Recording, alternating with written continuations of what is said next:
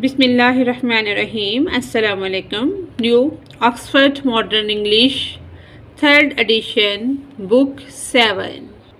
Today we discuss the exercise home and love. जो हमने form discuss की थी होम एंड लव, आज हम उसकी एक्सरसाइज सॉल्व करने जा रहे हैं। अंडरस्टैंडिंग द फॉर्म को हमने अंडरस्टैंड कर लिया है। Answer the following questions that सेल्स वालों के जवाब दें। ए क्वेश्चन है, what are the words that the poet wants to bring to our attention। वो कौन से लफ्ज़ हैं जिसकी वजह से पोइट जो है हमारी तवज्जो हासिल करना चाहता है। वो चाहता है कि हम अपनी अटेंशन उधर करें, हम तवज्जो दें। वो कौन से लफ्ज़ हैं? इसका आंसर है होम एंड लव, घर और मोहब्बत। ये दोनों लफ्ज़ ऐसे हैं जिसकी तरफ पोइट जो है हमारी अटेंशन करवाना चाहता है। क्वेश्चन बी है, what information does he give us about the words mentioned in the last 3 points found in the first verse। इन लफ्ज़ों से हमें क्या इन्फॉर्मेशन मिलती है? हमें इन्फॉर्मेशन ये मिलती है, देयर स्मॉल, ये छोटे हैं, छोटे छोटे लफ्ज़ हैं। दे हैव 4 letters ईच, हर एक के अंदर 4 लेटर हैं। Are no words more tenderly complete, angels do not use any sweet words. के इस तरह का कोई भी और लफ्ज़ इतना मुकम्मल नहीं है। फरिश्ते भी जो बात कर रहे होंगे उनके पास भी इनसे स्वीटर वर्ड नहीं है कोई। ये इन्फॉर्मेशन हमें इन 2 लफ्ज़ों से मिलती है, होम एंड लव से। क्वेश्चन सी है, what argument does the poet give in the second verse. Second वाले दूसरे पैराग्राफ में, सेकंड वर्स में कौन सी दलील है जो शायर पेश करता है? To show that love is no use without home, कि मोहब्बत जो है वो नहीं यूज़फुल हो सकती घर के बगैर। And home is no use without love, और घर जो है वो बगैर मोहब्बत के इस्तेमाल नहीं हो सकता। इसका आंसर है home without love is bitterness, घर बगैर मोहब्बत के कड़वाहट ही कड़वाहट है, इतना खूबसूरत नहीं है। Love without home is often pain, और मोहब्बत जो है वो घर के बगैर तकलीफ़ है। They will not do alone but have to go together, ये अकेले नहीं रह सकते, नहीं चल सकते, दोनों साथ साथ इकट्ठे चलते हैं। क्वेश्चन डी है, which common phrase does the poet use to show, कौन सा कॉमन फ्रेज उसने इस्तेमाल किया ये दिखाने के लिए? That love at home work together, कि मोहब्बत और घर जो हैं इकट्ठे काम करते हैं। उसके लिए कौन सी एग्जाम्पल दी है? हैंड इन ग्लव्स, के जैसे हाथ और दस्ताने होते हैं, हाथ के अंदर दस्ताने होते हैं वो बिल्कुल इकट्ठे होते हैं। ग्लव्स जो हैं वो हाथ के ऊपर पहने जाते हैं, वो दूसरे से अलग नहीं होते।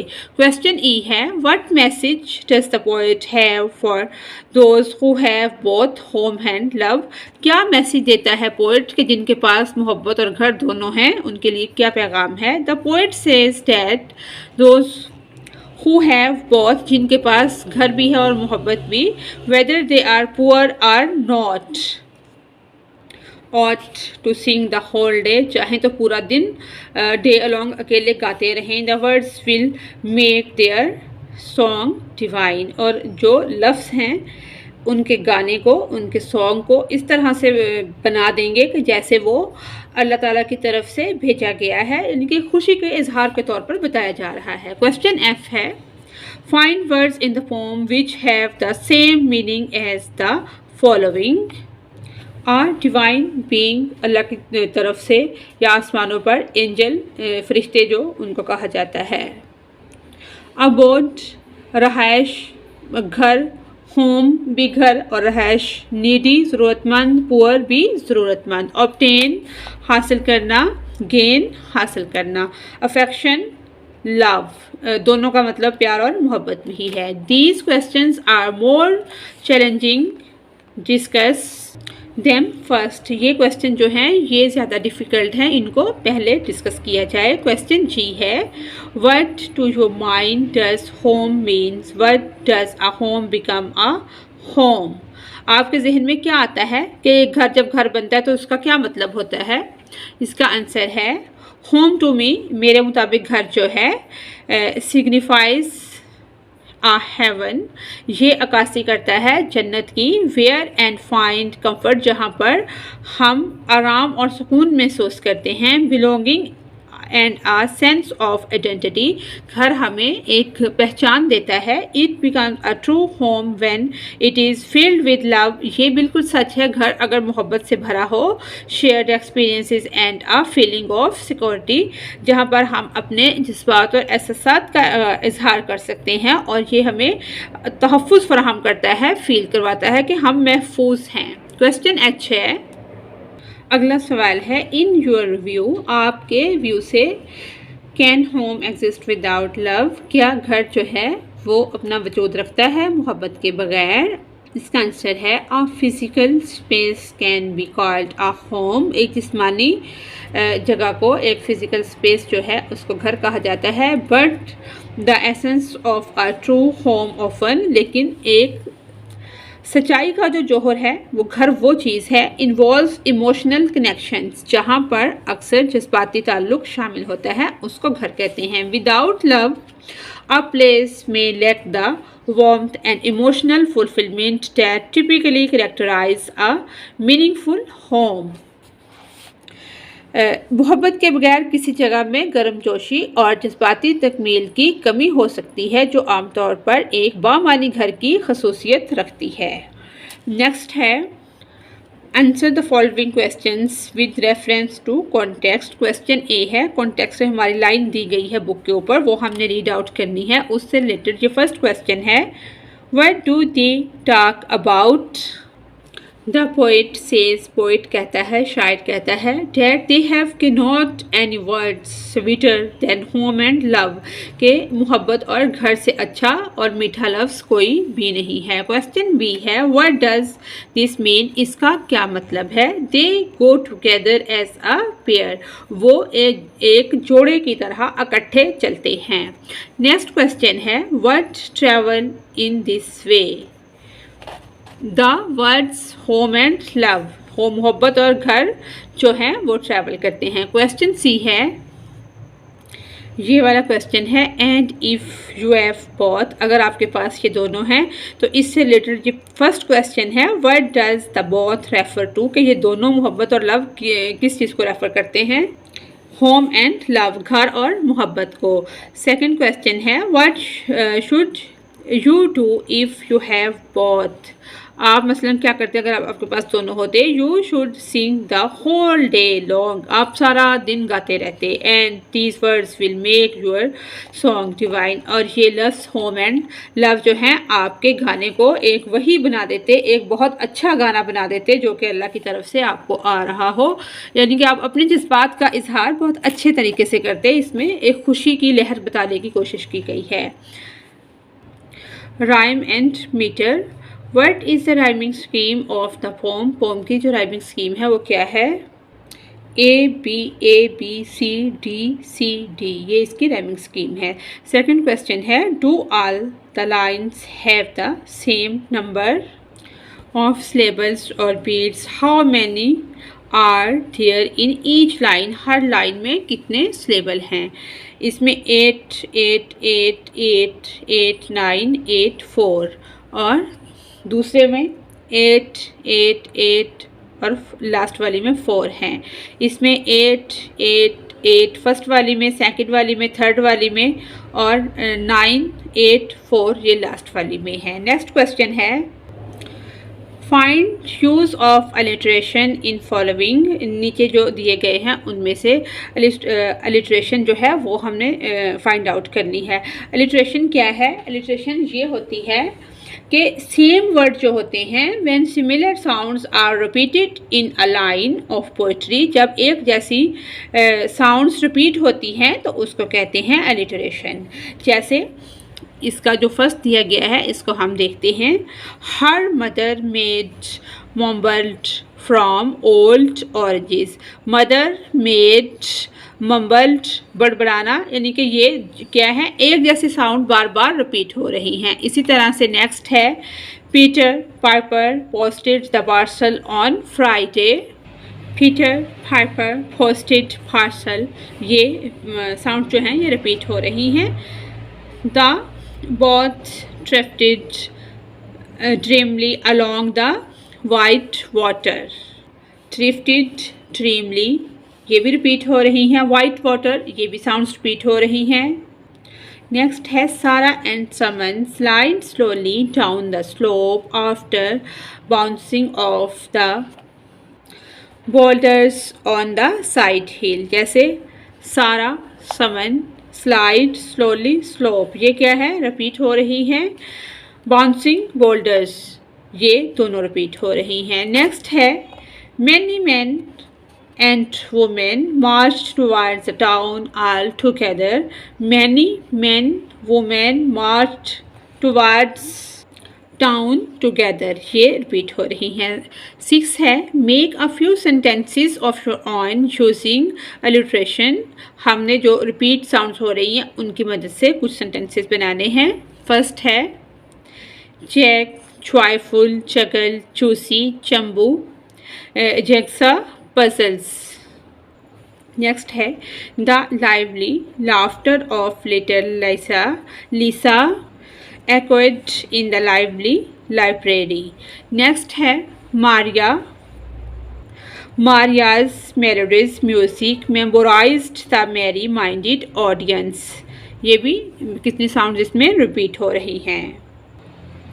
Baby's bright blue bicycle bolding breezed by the bustling bakery.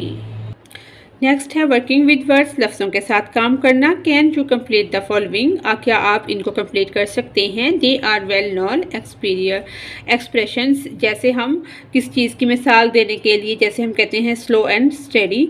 Slow यानी कि सुस्त, बल्कि रेगुलर या मुस्तकीम. इसी तरह से bed and breakfast, slow and steady. As fit as a fiddle, as slow as a snail की तरह यानी कि सुस्त. एज ग्रीन सब्ज एज ग्रास, घास की तरह.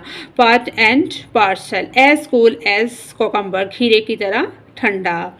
Rack and round, the more the merrier. As good as gold, कितना अच्छा के जैसे gold. Rhyme and reason, bag and baggage.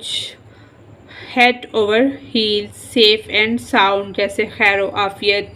इसी तरह से ये मशहूर फेमस जो हैं फ्रेज हैं. जैसे हेड ओवर हील्स का मतलब है you feel nothing but loved. इस तरह से कि आपके पास कुछ भी ना हो, कोई एक चीज़ हो, फिर भी आप अच्छा महसूस करते हैं. सेकंड है complete the following by written the opposites के हम इनके मुखालिफ जो हैं ऑपोजिट हैं वो लिखेंगे. जैसे होम क्या है, घर है, एंड अवे और मसलन रास्ता. लव एंड हेट, मोहब्बत और हेट क्या है, नफ़रत है. मोहब्बत और नफ़रत. इसी तरह से वाइड एंड नैरो, चौड़ा और तंग. हेवन एंड हेल, जन्नत और दोज़ख. इस तरह से स्वीट एंड सोअर, मीठा और कड़वा. लॉस, खोना, एंड गेन, हासिल करना. डे एंड नाइट, दिन और रात. अबव एंड बिलो, ऊपर और नीचे. नेक्स्ट है spelling speech practice. Spelling speech practice क्या होती है कि मुख्तलिफ जो स्पेलिंग्स होते हैं लफ्ज़ों के, उसमें कहाँ स्ट्रेस है, कहाँ नहीं, किस वर्ड को लंबा करना है या छोटा करना है. इसी तरह नोट द फॉलोइंग, इसको हमने नोट करना है. जिस तरह हम कहते हैं रिग्रेट, रिग्रेटेड. इसी तरह से carpeted. Notice the similarities between the two words, ये जो टू वर्ड हैं regret and carpet, they both end. इन दोनों का जो एंड है वो ई टी पर हो रहा है. E T and consist of 2 syllable, ये 2 सिलेबल पर मुश्तमिल हैं, यानी कि कार पेट. इसी तरह से however regret is pronounced with the stress on second syllable. जब हम रिग्रेट को बोलते हैं तो इसका जो सेकंड सिलेबल है, सेकंड सिलेबल कौन सा है, आर ई इसका फर्स्ट सिलेबल है और सेकंड है जी आर ई टी, रिग्रेट, तो सेकंड पे स्ट्रेस है. And carpet is pronounced with the stress on the first syllable car, carpet. Car के ऊपर फर्स्ट लेवल पे स्ट्रेस है और इसके सेकंड वाले पे है. When a suffix is added to a word with 2 और more syllables and the stress is on the last level, the final consonant is doubled. जो इसका एंड वाला कॉन्सोनेंट है फाइनल वाला वो डबल अनाउंस होता है उसकी साउंड जो है वो डबल हो जाती है। जिस तरह से टेटर बिकम्स टेटर्ड, omit becomes omitted। इस तरह से when the stress is not on the last syllable, अगर last syllable पर stress नहीं है, फर्स्ट वाले पर है, तो the last consonant जो उसका लास्ट वाला consonant है is not doubled, वो डबल नहीं होगा। जिस तरह से ये वाले लफ्ज़ हैं, जैसे इसमें एक आर है लेकिन जब इसकी स्ट्रेस आई है लास्ट सिलेबल के ऊपर तो इसका जब ईडी इसमें यूज़ हुआ है तो ये वाला आर हमने डबल कर दिया है। इसी तरह से add ed to the following, इसमें हमने ईडी को एंड करना है। First find out which the stress level, पहले हमने फाइंड आउट करना है कि किस लेवल पर स्ट्रेस है और फिर इसमें हमने ईडी को ऐड करना है। इसका पहला लफ्ज़ है अकस्टम, यानी कि इसके पहले सिलेबस पर स्ट्रेस है। इस तरह इसमें हमने ईडी को ऐड किया है और जो एंड वाला इसका कॉन्सोनेंट है वो डबल नहीं हुआ। डबल कहाँ पर हुआ है? यहाँ पर इसके सेकंड सिलेबल पर स्ट्रेस है।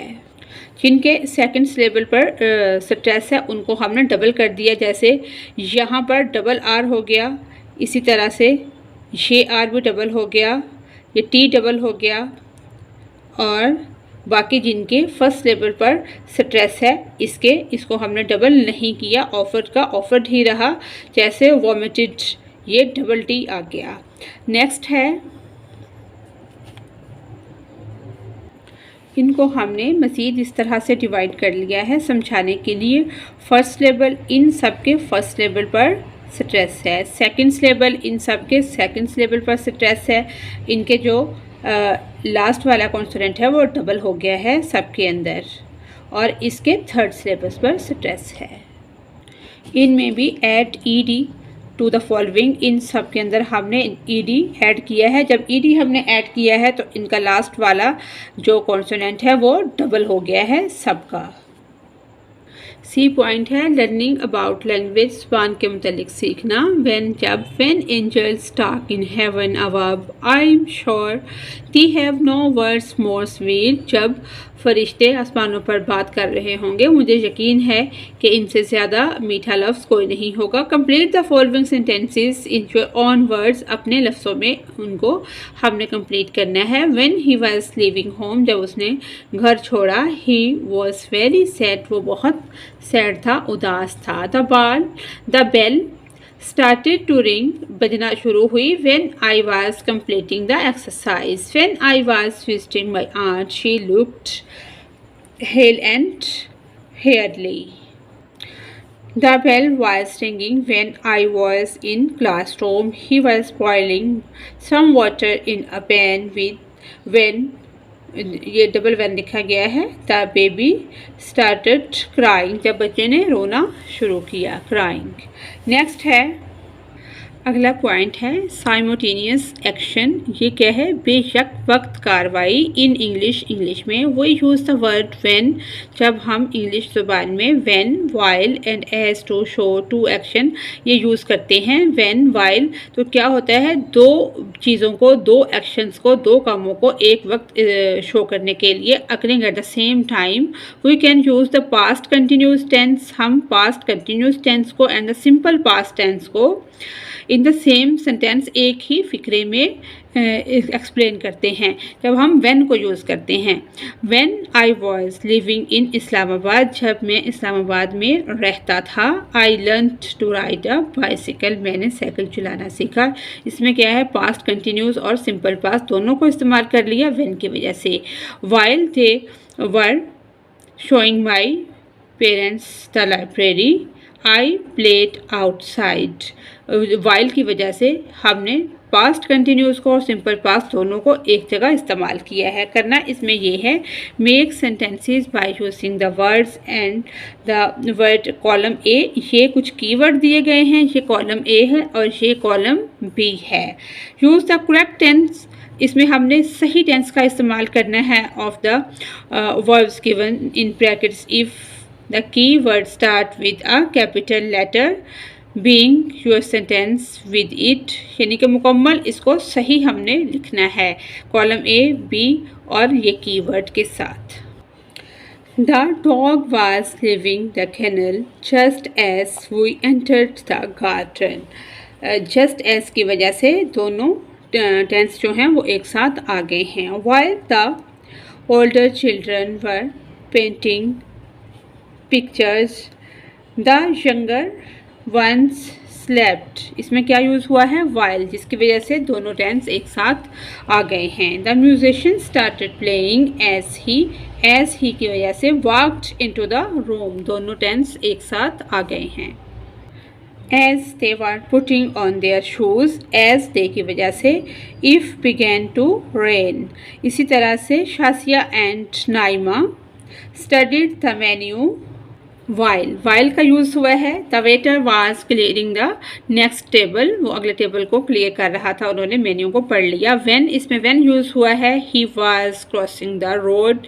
He fell and hurt himself. when की वजह से दोनों टेंस एक साथ आ गए हैं. की पॉइंट है लिसनिंग एंड स्पीकिंग, सुनना और बोलना. Home is more important than love. घर ज़्यादा ज़रूरी है मोहब्बत की निस्बत. इसमें से डू यू एग्री और डिसएग्री विद दिस स्टेटमेंट. क्या आप इस स्टेटमेंट से एग्री करते हैं या डिसएग्री करते हैं, ये आपने बताना है. फ्रॉम टू ग्रुप्स, आपने दो ग्रुप्स बना लेने हैं. इलेक्ट अ लीडर, और एक लीडर जो है वो आपने चूज़ कर लेना है, और एक चेयरपर्सन होगा हर ग्रुप का. The person in the chair must be responsible for the behaviour of the group and must keep order. जो चेयरपर्सन है वो ऑर्डर को अपने उसको इख्तियार होगा कि वो सारे निज़ाम को बैलेंस रखे, जिस तरह पार्लियामेंट में होता है कि उसकी ज़िम्मेदारी होती है कि किसी को भड़कने ना दे, कोई झगड़ा ना हो जाए. इस तरह से एक ना डिबेट करनी है इस पर. Hold a debate, to discuss, एक डिबेट करनी है. डिफरेंट पॉइंट ऑफ व्यू से 3 members can speak from each group. 3 member एक ग्रुप में होंगे. ये कंपोजिशन भी इसकी इसी से रिलेटेड है. राइट अ शॉर्ट रिपोर्ट, एक शॉर्ट रिपोर्ट लिखनी है on the debate in exercise. अब आप इस एक्सरसाइज के ऊपर ग्रुप्स में तकसीम करके 3-3 लोगों का, first person, second person, third person, इस तरह से हम एक रिपोर्ट लिखेंगे. इसकी listening and speaking and composition जो है ये एक ही चीज़ है तकरीबन. ये हमने कंपोजिशन राइट की है. डिबेट रिपोर्ट, ये हमने हेडिंग दे दी है. लीडरशिप एंड रिस्पॉन्सिबिलिटी, क़यादत और जो रिस्पॉन्सिबल लोग हैं उनकी जिनकी जिम्मेदारी है. The debate on whether a leader, ये डिबेट जो है ये एक लीडर है और चेयरपर्सन या चेयरपर्सन है. शुड बी रिस्पॉन्सिबल, जो कि रिस्पॉन्सिबल है for the behaviour and order with in a group. Sparked insightful discussion, इस ग्रुप में जिसको हम लीडर या चेयरपर्सन बनाएंगे वो जिम्मेदार होगा तो बिहेवियर का और लॉ एंड ऑर्डर का. जो लोग बात करेंगे, स्पीक करेंगे. Insightful discussion from both side, दोनों तरफ से डिस्कशन होगी. Hairs a summary of the key points, यहाँ पर खुलासा बयान किया गया है. जो की पॉइंट्स होंगे राइज उठाए जाएंगे by each group, her group की तरफ से कुछ पॉइंट्स उठाए जाएंगे. ग्रुप आर्चिंग, ग्रुप जो बहस करेगा, दलील देगा. द स्टेटमेंट इज ट्रू, वो स्टेटमेंट सच होगी. फर्स्ट स्पीकर, इसमें पहला स्पीकर जो फर्स्ट स्पीकर हमने सेलेक्ट किया है. Highlighted the importance of having a designated, इसमें हमने क्या करना है, हाईलाइट करना है कि जो नामजद किया गया लीडर है. Leader to maintain order and guide the group towards its goal, कि वो लोगों की रहनुमाई करे और जो ग्रुप है उसको उसके मकासद की तरफ लेकर चले. एम्फसाइज्ड, जोर दे डैट विदाउट अ लीडर, इस बात पे एम्फसाइज किया जाए, जोर दिया जाए कि एक लीडर के या एक क़यादत के बगैर chaos and disorganisation could prevail, कि एक लीडर के बगैर क्या होता है, अफरा तफरी फैल जाती है और कोई ऑर्गेनाइज करने वाला नहीं होता, अफरा तफरी पाई जाती है. सेकंड स्पीकर, जो दूसरा स्पीकर है, प्रेजेंटेड एग्जांपल्स, वो क्या करेगा, प्रेजेंट करेगा मिसालों को. ऑफ सक्सेसफुल ग्रुप्स, कामयाब जो ग्रुप हैं. एंड ऑर्गेनाइजेशंस, और जो ऑर्गेनाइजेशन हैं. वेयर अ स्ट्रॉन्ग लीडर, जहाँ एक कामयाब क़यादत होती है, एक कामयाब लीडर होता है. अफेक्टिवली मैनेज्ड बिहेवियर, वो अफेक्ट करता है, बिहेवियर को कंट्रोल करता है. एंड इंश्योर डिसिप्लिन, और वो डिसिप्लिन की पासदारी करता है. Stress that accountability stars at the top, accountability जो होती है, हिसाब जो होता है, accountability starts at the top का मतलब है कि जो एहतसाब उसने करना है वो टॉप से स्टार्ट करें, ऊपर से अपना एहतसाब को शुरू करें, फिर नीचे की तरफ आए। And a responsible leader sets the tone of the entire group. और एक जिम्मेदार रहनुमा पूरे ग्रुप के लिए एक नमूना होता है कि वो किस तरह से बात करता है, उसका लबो लहजा कैसा है, उसकी टोन कैसी है। थर्ड स्पीकर, जो तीसरा स्पीकर है, डिस्कस द साइकोलॉजिकल एस्पेक्ट। वो क्या करता है, नफ्सियाती पहलुओं की, साइकोलॉजिकल पहलुओं की अक्कासी करता है। ऑफ लीडरशिप, उस पर तबादला ख्याल करे। Explaining how a leader presence influences के उसकी मौजूदगी, लीडर्स प्रेजेंस इन्फ्लुएंसेस, लीडर की मौजूदगी ग्रुप की हरकत को किस तरह से मुतासर करती है। Group dynamics and encourage members to adhere to rules and norms argued that without a leader. और इस बात की वो दलील पेश करता है कि बगैर लीडर के इंडिविजुअल्स में फील लेस कंप्लीटेड, के इनफरादी तौर पर लोग अपने आप को मुकम्मल महसूस नहीं करते। To follow guidelines leading to potential conflicts. और वो क्या करता है कि अफराद मुमकिन तनाज़ात का बहस बनने वाले रहनुमा असूलों पर अमल करने के लिए का मजबूर कर सकते हैं। Group arguing the statement is far from true. First speaker, जो पहला स्पीकर है, raised concern about the potential for abuse of power by a leader who is solely responsible for the behavior and order। इस leader के साथ बदसलूकी का इम्कान बढ़ाया जो रवैये और तरतीब के लिए मुकम्मल तौर पर जिम्मेदार की तरफ से ताकत के बारे में फ़िक्रमंद है। Argued that distributing responsibility among group members fosters a sense of ownership and collective accountability। वो कहता है कि वो अपनी ताकत के बारे में फ़िक्रमंद है। दलील दी कि ग्रुप के अरकान के दरमियान परेशान कुन जिम्मेदारी को फ़रोग देता है, मलकियत और इज्तिमाइयत का एहसास। सेकंड स्पीकर, दूसरा स्पीकर जो है, दूसरा स्पीकर साइटेड एग्जाम्पल्स हवाला देता है मिसालों का of the decentralised leadership models where shared responsibility leads to more democratic decision making and inclusivity, यानी कि शमूलियत। suggested that empowerful every member to contribute, यानी कि जो दूसरा स्पीकर है वो क़यादत के मॉडल्स की मिसालें पेश उसने की जहां मुश्तरका जिम्मेदारी ज़्यादा जमहूरी फ़ैसला साजी और शमूलियत की तरफ जो ले जाती है। और तजवीज़ किया कि बाइख्तियार मेंबर जो हैं, एवरी मेंबर टू कंट्रीब्यूट, के अपना हिस्सा डाले। To maintaining order promotes a sense of belonging and teamwork, नज़्म नस्क को बरकरार रखने के लिए ताल्लुक़ और टीम वर्क को फ़रोग़ देना। थर्ड स्पीकर, तीसरा स्पीकर जो है, advocated for the importance of self regulation. तीसरा स्पीकर इस बात पर जोर देते हुए कि अफराद की जो सेल्फ रेगुलेशन है with in a group, asserting that individuals should be capable of managing their behavior without the end for a designated authority figure।